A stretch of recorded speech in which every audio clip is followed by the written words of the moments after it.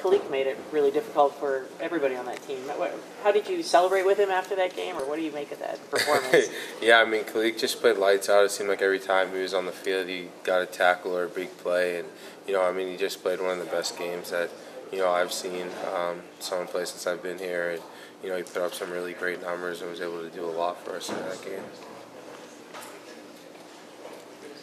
Since the Penn State game, what's kind of shored up? What are you guys really focused on here in the last couple of weeks?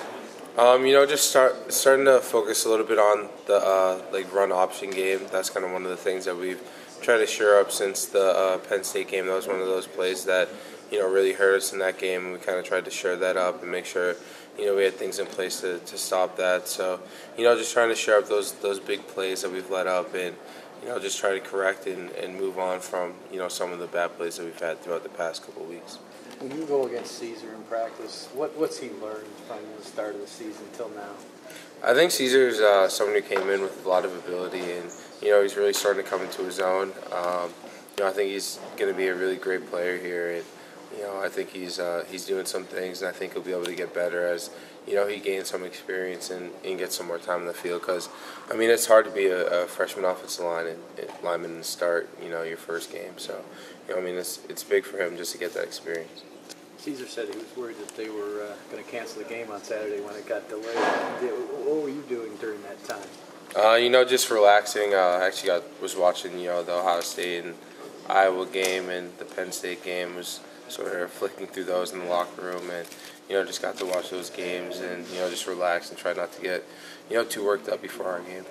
Now that everybody in the division's got 2 losses, speaking of those games, do you guys get louder with the message of, hey, anything can happen, or what's the outlook for you now? I think the biggest thing for us is just to focus on, each game, one game at a time, and I think that's something that we learned throughout the Penn State game and other games that, we haven't done what we're supposed to. So, just take it one game at a time, put all our focus into Maryland, and just let everything else play out and let the cards all, fall into place. Back to DJ Durkin. If you had to describe him for someone who's never met him before, how would you describe him? I think he's just an intense guy. He brings a lot of fire, and as a head coach, I feel like that gets the players really worked up and gets them ready to go out and play really hard for him.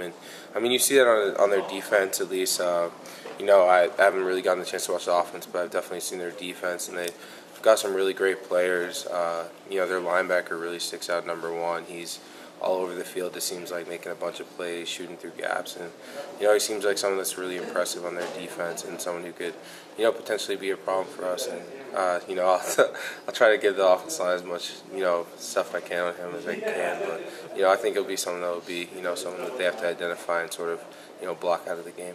So Durkin, is that Durkin as a coach or Durkin as a person? Intense? I think that's both. He brings it on and off the field.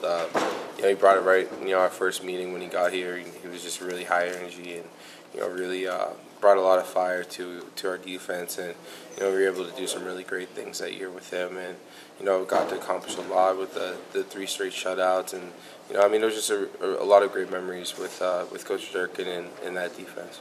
How's Aubrey Solomon progressed since he arrived in June to being a starter? He's done an amazing job.